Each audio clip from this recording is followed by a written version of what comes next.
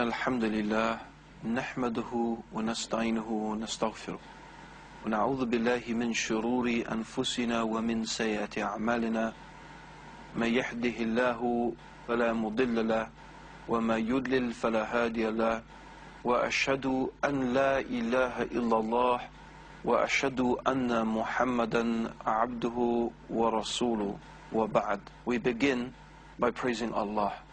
We praise Him and we seek His help and we ask for His forgiveness, and we seek refuge with Allah from the evil of ourselves and from the evil consequence of our evil actions. Whomsoever Allah guides, there is none to misguide, and whomsoever Allah leaves to go astray, there is none to guide. And I testify that Allah alone is worthy of worship, and that Muhammad is the servant of Allah and His final messenger. I'm going to be speaking about Islam, the misunderstood religion. There is no doubt that Islam is one of the most misunderstood religions in the world today. Sometimes this is to do with pure ignorance. Sometimes this is also to do with negative propaganda in the media. Sometimes perhaps it is that people don't want to know the truth about Islam. But my objective is, over the next few series of programs, to explain some of the things that are commonly misunderstood about Islam and Muslims. And so I've chosen for the topics some common ideas and some common concepts that are often misunderstood about Islam and Muslims. The first being Allah. The first topic I want to talk about is, who is Allah? What is Allah? Is Allah the same God of the Bible, or is Allah a different God? Then I want to talk about Islam. What does Islam mean? What is the religion of Islam really all about? The other topic I'm going to be discussing is the Sharia. What is the Sharia? The fourth topic I intend to discuss is the topic of jihad. These topics cover some of the most commonly misunderstood aspects of the religion of Islam. So let's talk about Allah. Is Allah the same God of the Bible? Is Allah the same God of Moses, of Abraham, of Jacob, of Jesus? Or was Muhammad, may God's peace and blessings be upon him, calling people to worship a new God, a different God? First of all, let's examine the actual name of God, Allah, in Arabic. People who are experts in the Arabic language have given various meanings and interpretations for the origins of the name Allah. But one of the best explanations, and that has been given by the great scholar Ibn Taymiyyah, he mentioned that Allah is a composite of two words in Arabic. Al, which means the, Ilah, which is a deity. And Ilah in Arabic is anything which is worshipped, anything in which people put their faith and their hope and their trust, and they worship it. This is an Ilah, a God or a deity in English. So Allah is a composite of two words in Arabic. Al, the definitive article, the, Ilah, a deity, Al-Ilah, and from that to Allah. So therefore the word in Arabic means the God, the deity. It is very clear from the Quran that Allah is the creator, the sustainer, the controller of the heavens and the earth. And this was a fact that was acknowledged by the pagan Arabs. The pagan Arabs in the time of Prophet Muhammad, who used to worship 360 idols around the Kaaba, never actually had an idol or an image of Allah. In fact, the Quran itself alludes to this. For example, in one passage, Allah says in the Quran, "Kul ma rabbus samawati sab'a wa rabbul arshil azim sayaqulu lillah," which means, say, O Muhammad, to the pagans, to the idol worshippers, Allah in the Quran is telling the Prophet Muhammad to ask this question to the idol worshippers: who is the Lord of the seven heavens? Kul ma rabbus samawati sab'a. Who is the Lord of the seven heavens? Wa rabbul arshil azim. And who is the Lord of the glorious throne? Sayaqulu lillah. They will say it is Allah. In other words, the pagan Arabs knew that Allah was the Lord of the seven heavens, that Allah was the Lord of the glorious throne. In other places in the Quran, Allah subhanahu wa ta'ala asks the Prophet Muhammad to require of the pagan idol worshippers similar questions. For example, who sends down the rain from the sky? Who causes the crops to grow? Who causes that which is living to die and brings that which is dead back to life? In all of those instances, it is said in the Quran, "Sayaqulu lillah." They will say it is Allah. In other words, the pagan Arabs recognized that Allah was the Lord, the Rabb, that He was the Creator, the Sustainer, that He caused the rain to fall, the crops to grow. He gave life and caused death. So this is a fact that the pagan Arabs knew and they recognized. Similarly, Jewish Arabs, or Jews who were living in Arabia at the time, and Christians until today who speak Arabic, refer to God as Allah. If one is to open the Bible, which is written in Arabic, then you will find that the Bible in Arabic also refers to God as Allah. In fact, the very word Allah is very similar to the words used in Hebrew, which of course is the original Mosaic language, and Aramaic, which most scholars agree was the language of Jesus. Then we find that various words are used for God in Hebrew, including El, Elo, Allah, Elohim.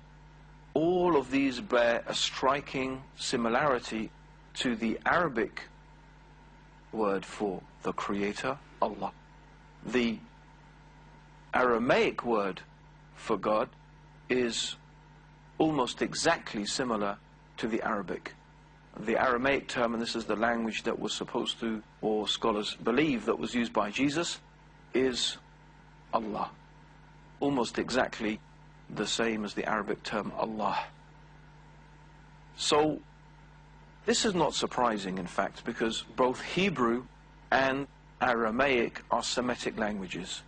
And Hebrew and Aramaic and Arabic are, in fact, very similar languages. So therefore, both in terms of the actual name of God, Allah, and of course, more importantly, the concept of God, the idea that Allah, the Creator, the God, is a transcendent being, that God is different and distinct from the creation. God is the one who has brought the universe into existence, who has created it, who sustains it, who knows all and hears all, and who guides all things within this universe to what is good for them and to what is best for them. This concept, therefore, of God, of Allah, of the Creator, is also the same concept that is shared by Judaism and by Christianity. And indeed many other religions also have, in different ways and in different respects, a similar basic fundamental concept of a supreme transcendent being who has brought all things into existence and sustains them and maintains them. The Quran sums up this belief in God with a very beautiful chapter of the Quran called Surah Al-Ikhlas. And Surah Al-Ikhlas goes like this: Qul huwa Allahu ahad, Allahu samad, lam yalid wa lam yulad, وَلَمْ يَكُنْ لَهُ كُفُوًا أَحَدٌ, which means, say, He is Allah, the One. The term ahad in Arabic means one and alone. This negates any concept that someone or something shares in the divinity of God, shares with God's complete power and control over all things. So God is alone. Ahad means not only one but alone. And Allahu Samad, which means Allah is as-Samad. As-Samad means that Allah is the one upon whom all things depend. Everything depends upon Allah. Every atom of the universe, every creature, every object, animate and inanimate, depends completely and entirely upon Allah, while Allah depends upon nothing. Allah is in fact completely self-sufficient and free from all wants and free from all needs. This is all understood in the term as-Samad. Lam yalid, which means that God is not begotten. No one has given birth to God. God is not the son or the daughter or the child of anyone or anything. This is emphasizing and making clear that Allah is distinct and separate and different from the creation. Walam yulad. And also Allah is not the begetter. Allah is not the begetter, nor is He the begotten. Lam yalid, God is not the begetter, walam yulad, and nor is He begotten. So this also teaches us that Allah is not in any real physical sense a father, because God is not a creature to beget, to have intimate relations with, for example, a woman in order to beget a child. So the Quran makes it very clear that Allah is distinct and separate and unique from His creation. Lam yalid wa lam yulad. And finally, this brief chapter of the Quran concludes, وَلَمْ يَكُنْ لَهُ كُفُوًا أَحَدٌ. And there is nothing that can be likened unto Allah. Whatever we can imagine, whatever image that we could put into our head, Allah is not like that. Allah is not like any created thing. Allah is not like the moon. Allah is not like the sun. God, Allah, is not like a human being or like an animal. Allah is not like an existing created thing, nor is Allah a combination of created things, because some people may imagine that God is a combination of created things, maybe with the body of a human, the legs of an animal, the head of another animal. No, Allah is not like a created thing or a combination of created things. And since the only things that a human being can actually imagine, the only things that we can actually imagine are created things. We can only ever imagine in our heads and envisage something either that exists in reality, for example, say, like a lion or a rat or the sun or the moon. We can envisage these things that actually do exist. Or sometimes human beings can create images that are, or ideas of creatures or things that don't actually exist, but they are in fact a combination of things that do already exist. But Allah is not a created thing. Allah does not look like any created thing. Allah is unique. In fact, to even imagine that Allah, to even imagine that the Creator, to even imagine that God is like a created thing is an insult to God. It is an insult to God. I'm sure no one of us would like to be called a piece of dirt. No one of us would like to be called an insect, a cockroach, a rat. None of us would like to be referred to in these terms. So how about, therefore, if we imagine or envisage that Allah, the Creator, who is unique, who is Al-Akbar, who is greater than anything we can imagine, that we refer to Allah in terms or in a manner that we describe Allah as being like a created thing? This is insulting to Allah. This is insulting to the Creator. In order to really try and understand how great Allah is, I want to finish by mentioning a saying of Prophet Muhammad, may God's peace and blessings be upon him, said that the universe compared to the kursi, the kursi means literally in Arabic, it could mean a chair or a pedestal. I'm sure you must be familiar, or you must have seen pictures, or maybe even seen a throne. The king sits on a throne and the king puts his feet on a pedestal. This is what they call in Arabic a kursi. The Quran tells us that Allah subhanahu wa ta'ala has a kursi, a pedestal. And this kursi is compared to the universe rather, compared to the kursi, is like a ring. You know, imagine a ring. And you take this ring and you throw it in the desert. The universe is like this ring. And the kursi is like the desert. That is how vast just the kursi or the pedestal of Allah is compared to the universe. And by the way, scientists tell us that our universe is 10 billion light years across. 10 billion light years. That's a distance so vast we can hardly imagine. So for us the universe is huge, but in reality it is like a ring thrown in the desert compared to the kursi. And the kursi is like a ring thrown in the desert compared to the throne of God, the arsh, or the throne of God. So that means our universe is like an infinitesimally small speck compared to the throne of God. How about then God himself? It is beyond imagining how great God is. And if we understand this fact, if we understand this truth, then we must also understand why it is insulting to Allah that we should refer to the great, wise and powerful creator of the heavens and the earth as being like or compared to or similar to some created being.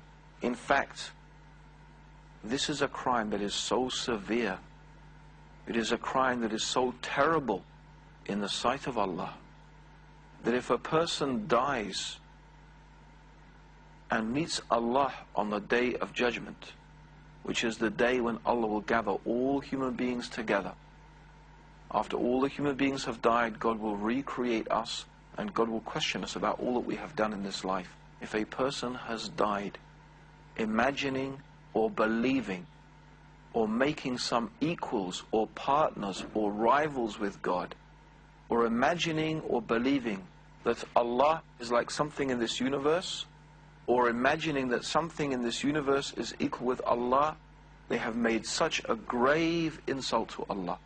They have made such a grave insult to the creator of the heavens and the earth that he will never forgive that person. The Quran tells us that Allah could forgive any sin that he wishes on the day of judgment, but he will not forgive that we have ascribed partners and that we have ascribed rivals and equals to him. In fact, the Prophet Muhammad told us that on the day of judgment, Allah subhanahu wa ta'ala will bring a person, and this person had enjoyed so many things in this world, and Allah will ask this person, if you had the world and everything in it twice over, imagine that, everything in the world, all the palaces, all the food, all the wealth, all the riches of this world, would you ransom it now to save yourself from the hellfire? And when the person hears that, they will say, yes, my Lord. And Allah will say to that person, I asked you for less than that. I only asked you that you should worship me and worship only me. This is what Allah subhanahu wa ta'ala wants. Allah wants us to recognize his greatness. Allah wants us to recognize his oneness. And of course, in this respect, this is where Islam differs with some aspects of Judaism and some aspects of Christianity, because we believe that the concept of God has become corrupted. The God is the one God. Allah is the one creator. But in some respects, that concept and that idea of God has been corrupted by other religions. And the purpose, therefore, of the Quran is to return human beings to that correct and that pure and that true understanding, which is in fact deeply imbibed within our own consciousness, our own nature. We believe our very nature helps us to understand this fact. It's what we call in Arabic fitra, the natural disposition. And that is why in times of trouble, in times of distress, when we really think everything is going to fail us, then that is the moment that we remember God and we call upon God completely, believing in only the Creator is going to help us and going to save us. So to conclude, the concept of God in Islam is a universal concept. The God of the Quran is essentially the same God as the God of Moses, the God of Abraham, the God of Jesus, the God in the Bible. And in fact, Allah is the same God that is universally recognized by human beings all over the world. Allahumma salli ala Muhammadin wa ala alihi wa sahbihi wa sallam.